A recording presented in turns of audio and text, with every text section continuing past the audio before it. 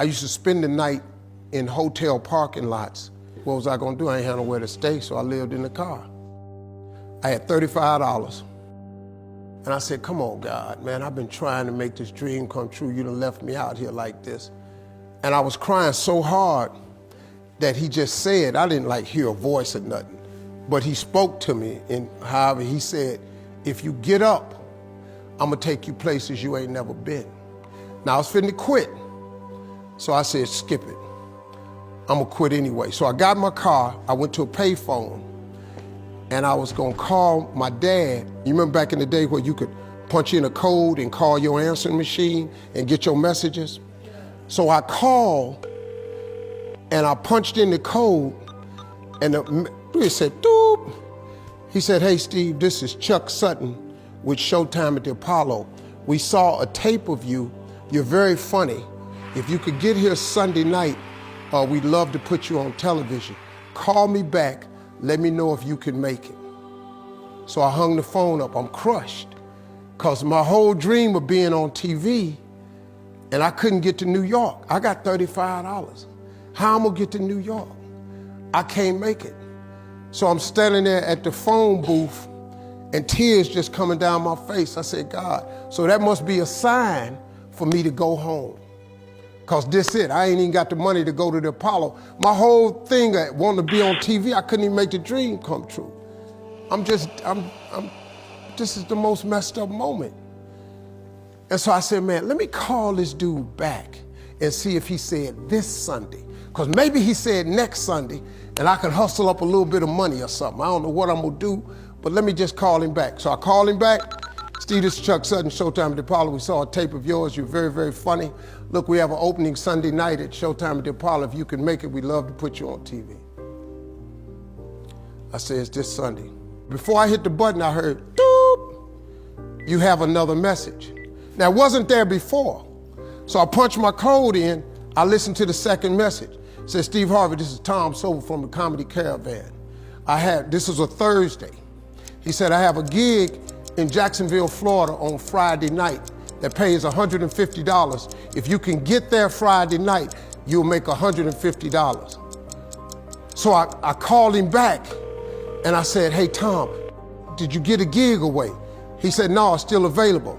He said, can you get there? I said, I'm in Pensacola, Florida. I'm 3.5 hours away. So I drive to Jacksonville, Florida, and that night I made the 150. The club owner said, man, you funnier than the guy we hired. If you stay tomorrow night, I'm gonna give you another $150. So now I got $300 now. So I get on the phone, I call Chuck Sutton. I say, hey man, is the gig still available at Showtime at the Apollo? He said, yeah, we got one opening left. I said, I'll be there. So I called Eastern Airlines, who used to be open back then. They had a special for $99 going from Jacksonville, Florida to New York round trip. So I parked my car at the airport. I got it.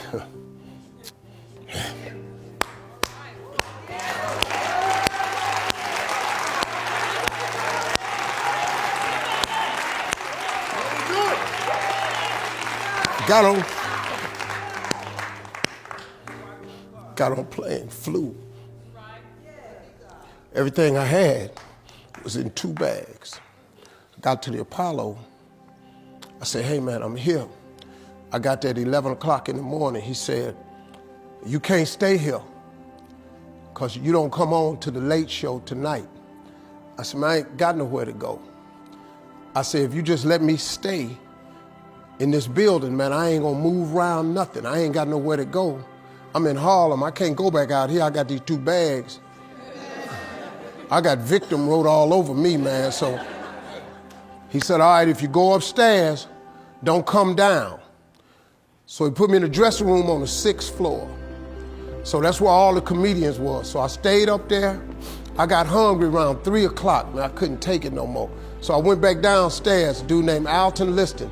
I said, hey man, he said, man, I thought I told you, don't come down them damn steps.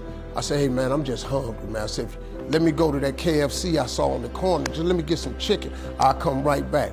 He said, man, if you ain't back in 20 minutes, you ain't getting in this building. So I went, bought me some chicken, came back.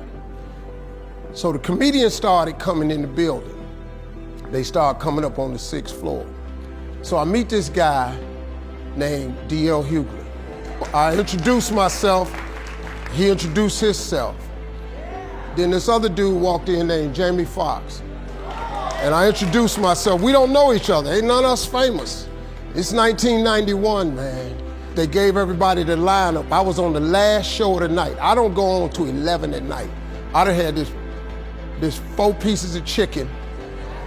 I'm starving, man. That chicken done wore off. I'm nervous, man. I'm about to throw up. D.L. Hughley went downstairs. D.L. Hughley got booed off. Jamie Foxx went down there and got booed. They booed Jamie, then Jamie started singing. And then they started clapping. And Jamie had their ass, then he went back to them jokes, and they got his ass. So I'm walking down the steps and I see Jamie sitting on the steps. I said, hey man, hang in there. He said, man, that ain't never happened to me before, man. This is crazy. This Jamie Foxx, man, one of the most talented people in all of comedy. And now, you don't even know how nervous I am, man. I can't even, my breathing is shot because these dudes been booed.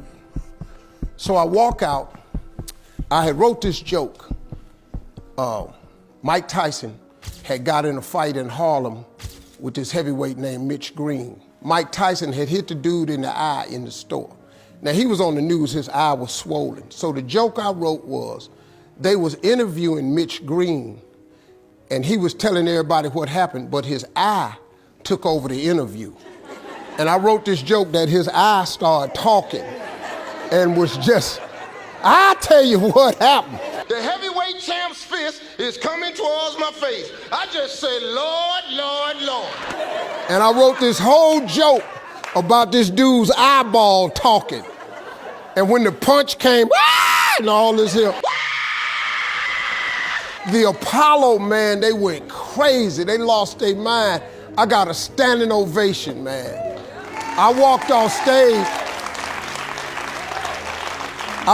stage, man, just started crying. I couldn't believe it. They paid me. I made $750 for being on TV for one night. I'd never made $750 telling jokes in one night. And so that was my first television appearance. A couple weeks later, Sinbad was the host of the show. He got this job on Different World. And so he quit. And so Mark Curry became the host. And then Mark Curry got hanging with Mr. Cooper, and he quit. And they came to me and said, would you come back to New York and host amateur night for us to just try you out? Oh, ain't no problem.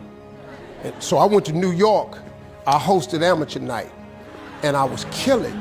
But every time we went to commercial break, I was supposed to let the warm-up act take over like Ruben does.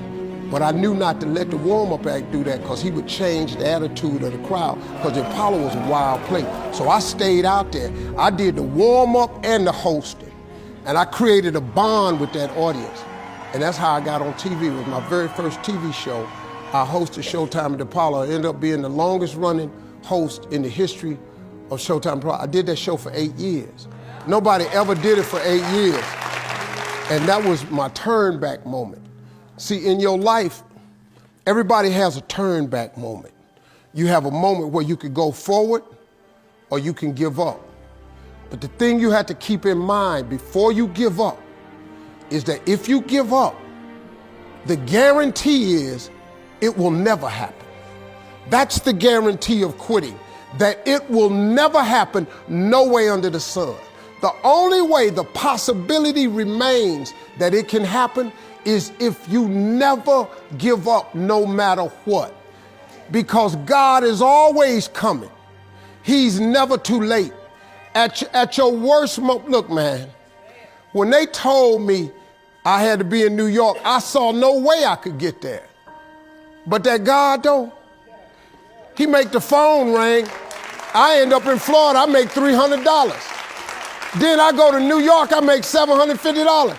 Almost got $1,000 out of nowhere. That's what happened to me. That was my my moment of never giving up, that's when I first learned that faith was everything, that you have to remain faithful.